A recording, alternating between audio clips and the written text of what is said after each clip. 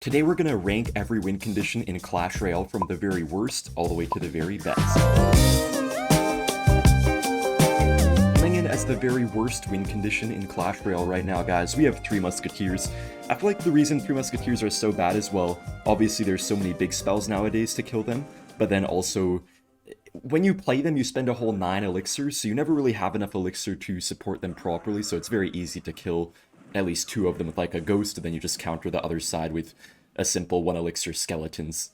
Also, another quite bad win condition right now is the Rune Giant ranked at number 22. Apparently on Royal API they do list it as a win condition, so I guess it is a semi-win condition or kind of a secondary type of win condition, and it's just really bad now because once the Rune Giant dies, the cards lose their buff pretty much right away, whereas they used to have it permanently even when the Rune Giant died. And back then it was really broken, but right now it feels like it just kind of lacks synergy with a lot of the meta. Like, you could kind of play it in stuff like Goblin Giant, but there's just better options that will give you more pressure. I think that the number 21 spot has to go to Golem, but Golem actually might see a little bit of an increase in use rate this season, guys, because it did just get a buff in the last balance changes to where Golemites do a little bit more damage than before now. I feel like the Golem is just a little bit hard to play in this high pressure meta with like Skelly Barrels and stuff like that, and it's just hard to get Elixir for the entire Golem push that you need to get to break through your opponents, since they can spam, evolved Skelly Barrels, Hog Riders, all of that. Man, I'm honestly kind of sad to see it this low, guys, but we have the Electro Giant at number 20. I think one of the main things that caused it to become a lot weaker is the fact that, well, first off, Lightning got a nerf, which was the main spell for this card. Lightning was always so popular, but it got a Crown Tower damage nerf a few months back. And also Tornado got a nerf as well, which made a lot of the interactions worse. Like, if you pull in a Firecracker into an E-Giant, it needs 2 extra E-Giant zaps to kill it instead of just 1 like before. And people just got better at playing against it. There's so many cheap buildings like Cannon or Goblin Hut that just stall the E-Giant for ages, so only really the E-Giant support cards make the deck somewhat viable, but the E-Giant itself is kind of trash. I think the number 19 spot has to go to Giant. Giant used to be actually a pretty good win condition for a while. It was good in like, Giant Graveyard or Giant Double Prince and stuff like that. Nowadays you do see the once in a while or the occasional Giant Prince player with like Lightning and stuff like that, but you pretty much never see Giant Graveyard these days. At least at top ladder you really don't see it much, and it just doesn't really feel as versatile as it used to be because I think they've released a lot more other good tanks in the game, and people seem to just play that instead of Giant in a lot of different variations of decks. I'm going to give the number 18 spot to Elixir Golem, guys, because Elixir Golem is probably really going to struggle this meta with Furnace being incredibly popular. They emergency nerfed the Furnace, but it's still broken, and I don't know if they'll give it another emergency nerf anytime soon, but we'll see about that. But the Furnace basically just will go absolutely ham on the Elixir Golem. It will constantly splash all of these blobs with all the fire spirits it spawns, and just gonna... This card is basically just going to be a feeder for Furnaces, essentially.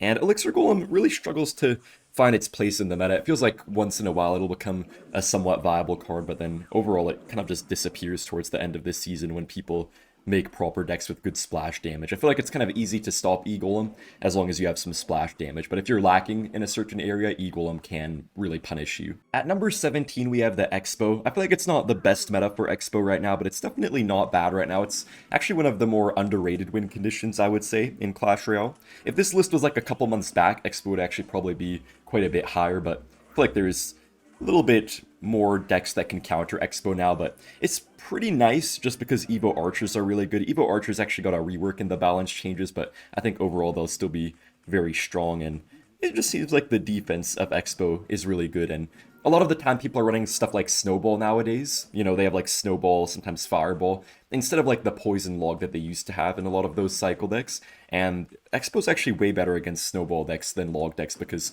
Log just does way more damage to the Expo, so having Snowball gives Expo decks a good chance to beat those Goblin Drill decks and stuff like that. I think the number 16 spot has to go to Goblin Barrel. Goblin Barrel's a pretty consistent win condition overall, but I believe it will struggle a little bit, guys, because a lot of other bait decks have become really good, like, for example, Skeleton Barrel Mortar Bait. It seems like bait is kind of evolving and leaving the Goblin Barrel behind. Like, even that one really quick Boss Bandit cycle deck with, like, the Suspicious Bush and Skelly Barrel, it does not include the Goblin Barrel in there. I guess there's just cheaper ways to get pressure on the opponent's tower. I mean, Skelly Barrel's 3 elixir too, but it just applies so much more pressure, and it seems like Logbait is struggling a little bit. I think Bait in general might start to struggle a little bit just because of the Furnace being such a good counter to Bait cards. So I think Goblin Barrel will still hang on for life this season. There'll probably be a few players doing well with it, but I don't see it being a meta win condition. At number 15, we have the Battle Ram. I think the Battle Ram is actually quite a good win condition right now. It was kind of just a bit below stuff like the Hog Rider and things like that for a while. And I think Hog Rider is probably still a little bit better, but the Battle Ram is actually quite strong right now. Pekka definitely does seem to get some good value, especially out of the evolution, and I have seen a few Pekka players perform really well with this card. Also, there have been a lot more Battle Ram decks popping up with, like, you know, Cannon Cart and just Evo Barbarian, stuff like that, and it seems to be quite a good win condition. I don't know, the evolution is sneakily strong right now, because when you don't have a proper reset for it, like a lot of the decks were playing Fire Spirit last season, if you had no Ice Spirit to reset it, it could become really, really broken. So I think it's quite good right now after quite a few buffs that it's received. Coming in at number 14, we have the Royal Hogs. I think the Royal Hogs are not the best right now because Royal Hogs Earthquake was really strong for some time, but it feels like that deck kind of fell off because stuff like Boss Bandit is really difficult for that deck to deal with, and obviously the Evolved Furnace being meta is not very good for Royal Hogs. I think the one deck that they're pretty good in right now is the Recruits Royal Hogs deck. That's not bad, but that deck is also going to struggle probably quite a bit in this Furnace meta. Just not really ideal for piggies right now. There's so much Skeleton King, Valkyrie, Furnace, just a lot of splash damage to deal with them, but they seem to always make a way through stuff like that still when you split them and stuff like that, so you could definitely play them if you're skilled enough. Surprisingly, all the way at number 13 is the Suspicious Bush, which is kind of surprising because I know it was one of the worst win conditions in the game for a while, but it seems really good with Boss Bandit and just high pressure decks, like sometimes Recruits as well. There's some Recruits Bush decks, and it's a weird win condition because it feels like it's a very overpowered win condition in itself. I think the reason why it's not higher up is because you don't get any defensive value out of it. Like, for example, Wall Breakers, which are also 2 elixir, they apply pressure like the Bush, maybe not as good pressure as the Bush because they can be countered by more things, but they do get some defensive value, which the Bush does lack, because the Bush is invisible, so that's really good for offense, but for defense, you can't kite stuff like Bandits as you could with the Wall Breakers. So I think it's a really good win condition. If your opponent doesn't have the right spells for it, it can just be kind of game breaking. At number 12 is the Mortar. I think Mortar is a really nice win condition right now. It's actually pairing pretty well with a lot of what's been meta. I mean, obviously, it's been quite a Bait meta, and Furnace has become really popular, and I feel like all of these cards seem to fit really well in Mortar decks, and especially the evolution of Mortar is really strong as well. I don't know, it used to be so much stronger, but even after all the nerfs it's gotten, feels like the Evo Mortar is always kind of a game-deciding card. Like, when you play that Evo Mortar, if you get that locked on the tower, you could just insta-win the game, even if you were losing the whole time before that. And it's really good on defense, too. It can even stop a Hog Rider, even if you, Hog Rider and Earthquake, but your opponent has Mortar and they have their king up from, like, a Firecracker, the Hog gets 0 damage, despite the Mortar not attacking back at all. The number 11 spot has to go to Goblin Giant, guys. I think Goblin Giant is actually making a little bit of a comeback. It was really broken, maybe, like, last year or earlier in the year, this year, but it kind of fell off over time, you know, as Pekka got nerfed, as the Goblin Giant itself got a few nerfs, and a lot of the support cards like Fisherman got nerfed as well. But I think it's making a bit of a comeback right now because it just seems like such a good meta for Pekka Goblin Giant, and Pekka Goblin Giant is just such a high HP combo that I think it's going to counter a lot of these low DPS cycle decks that are probably going to be popular this season.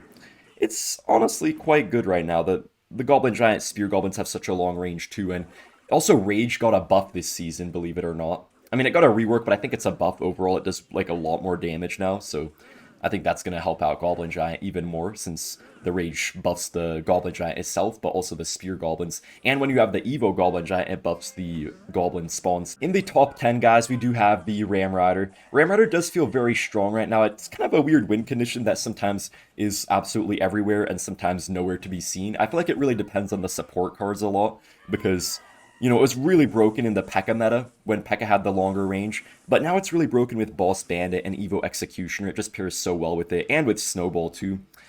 I feel like it's just really easy to play. It gets right on the tower even through a skeleton army sometimes, and it's good on defense, good on offense. It's not the best defensively, but like it can hold its own, and yeah, it just combos really well with a lot of things that are popular. Like if you snowball a minion horde, the Ram Rider will always like finish it off with those little snares and stuff. So it works really well, and it just, yeah, very simple to play. Next up is the Hog Rider, guys. I think Hog Rider was actually quite strong last season. I ended up finishing number 4 in the world with it. I don't think too many other players finished that high with Hog last season, but I feel like it was definitely a pretty decent win condition if you got the right matchups. There were certain things that countered it, but overall it's very consistent. Probably the most consistent win condition in Clash Royale, behind just like 1 or 2 other things. But guys, I think the Hog Rider might struggle a little bit in this meta, because in this meta it feels like you really need a poison to counter the graveyard decks, to counter Furnace, all that kind of junk. But Hog Rider, you kind of have to have Earthquake with it to actually break through buildings. So I think having Earthquake is really going to make Hog Rider struggle this season against a lot of those decks. And you can obviously play 2.6 with Fireball, but 2.6 just is not really a top tier meta deck. And Firecracker got a nerf as well, which is very sad, so I think that's going to affect Hog as well. Now guys, moving on to number 8, we have the Balloon. I think the Balloon could be incredibly strong, guys, because these Balloon cycle decks with the Miner and the Ice Golem feel incredibly good right now. Ice Golem got a buff, Evo Musketeers running rampant, Miner's so strong despite the nerf that it got. Just a very small nerf to its attack speed, and it just always gets that death damage even if it doesn't connect, which always does like 400 damage to the tower regardless of whether it gets the big drop or not. And I think it won't be like too much stronger like I might have expected it to be, because Lava Hound is probably going to be really good this season, guys. But Lava Hound, I think it's going to run the Spirit Empress Miner version with like the Goblin Curse instead of actually the Balloon. But I'm sure some people will run the Balloon with it too. So yeah. At number 7, we do have the Evolved Skeleton Barrel. The Evolved Skeleton Barrel got a slight nerf, I believe, to its impact damage when it drops that barrel down, but I think it'll still be quite good. Maybe there will be a little bit more in the meta to counter it, so I don't know if it'll be as popular as last season. I think it'll still be strong, but if you know how to play against it and you have the right deck, it could definitely be not the worst thing in the world. But if you don't have like a building or something, or a good splash card like Furnace or Executioner, you might as well just lose the match right then and there. This was actually a pretty tough one, guys, but I decided to put the Wall Breakers right above the Skeleton Barrel, because I think the Skeleton Barrel is a little bit easier to counter. I feel like the Wall Breakers are a little bit more consistent, because the Skeleton Barrel can be like one of the most broken Evos in some matchups, but I feel like the Wall Breakers are just a little bit more consistent, and even the normal form of Wall Breakers is better than the normal form of Skelly Barrel. And I feel like it fits in a few more decks. You know, it works in like Mega Knight, it works in Miner, it works in some spammy bait decks, whereas Skelly Barrel can work in like Mortar and some bait decks, but maybe not quite as many things. We are in the top 5 now, guys, and we have Royal Giant exactly at number 5. Royal Giant just feels very good right now. It feels like the cards in Royal Giant just do such a good job of countering the meta. Like, you have the Fisherman to counter the Furnace, you have it to counter just a lot of the popular things going around, like these Goblin Giants and all this junk. And also stuff like Ghost is really good cheap pressure, I feel like, in this meta. And there just doesn't seem to be as many good cards to counter Royal Giant as there used to be. Like, I don't know, there hasn't really been as much Inferno Dragon recently, which is really tough for RG. And there hasn't been much Inferno Tower or anything like that either. So these RG Monk decks could be really strong, and also the Ghost Cycle variations. I think RG is just in a really good place right now. Now, guys, at number 4, we have the Goblin Drill. I think the Goblin Drill is actually really broken right now. Some people have even been saying that it does deserve to get a nerf. Personally, I think what happened that made it so broken is that, well, most of the time to counter Goblin Drill, people use Log, because like half the decks in the game have Log, right? And before you could log the Drill, log that first Goblin, and then play like an Ice Spirit or Skeletons, right? And only that first Goblin would have spawned, no extra Goblins would have spawned, but now another Goblin does spawn when you log it, and then you go for like an Ice Spirit after, because Log got a damage nerf. So that's really one of the things that made Drill so much more broken this season, because it can do much better against any Log Cycle deck now compared to before. And yeah, it just works so well with the Evo Snowball. Evo Snowball got a slight nerf, but I don't really think it's going to affect too much for the Goblin Drill. Obviously, the Cannon, the Mighty Miner, the Poison, really broken defenses in Drill. This is a little bit of a risky pick maybe, but I'm going to say Lava Hound has to be in the top 3 this season. I just think the Spirit Empress is so incredibly broken right now. If you guys have not tried it, I would highly recommend you try Lava Hound Spirit Empress. It has a 5-tile range now. They buffed the range, they buffed the HP. It doesn't even die to like a Lightning plus Rage, I think. And yeah, it's like a flying machine with the HP of shoot, I don't even know, an ice golem or something like that. It doesn't die to lightning. It's basically unkillable unless they have a rocket. And Lawbound itself just feels so versatile. It's so good with Balloon, which is really good right now. It's so good with Miner, which is really good right now. Obviously, the Spirit Empress. You have Evo Inferno Dragons, Skeleton Dragons. And I just don't see it not being broken. In the top two, guys, we have Graveyard. Graveyard just seems to pair so well with the broken cards right now. I mean, it was really good with Evo Witch for a long time. And I know I've mentioned Furnace like 20 times this video, but once again, guys, Furnace is basically the best card right now, so it's kind of shaping the entire meta. And Furnace is just like super good poison bait for the Graveyard, because Graveyard gets countered by poison, but Furnace also does get full countered by poison right now. So it's really good to have something that can bait out your opponent's poison so that Furnace can go insane. So in the Graveyard decks, you have like Goblin Hut to poison bait, you have Furnace, you have Graveyard, and man, Graveyard is just so good. Like, the RNG, RNG means random number generator, so it means that the skeletons spawn differently every single time, so you just can't predict it. The best win condition in the game, guys, number one is the Miner. The Miner is, you know, despite the nerf, it's just so cheap. You get on the tower for free, you don't have to work for it like you do for other win conditions like Giant or Golem, and you basically just play it on any position and your opponent just can't predict it. So that's really all there is to it, just consistent free damage throughout a game, and that's gonna be it.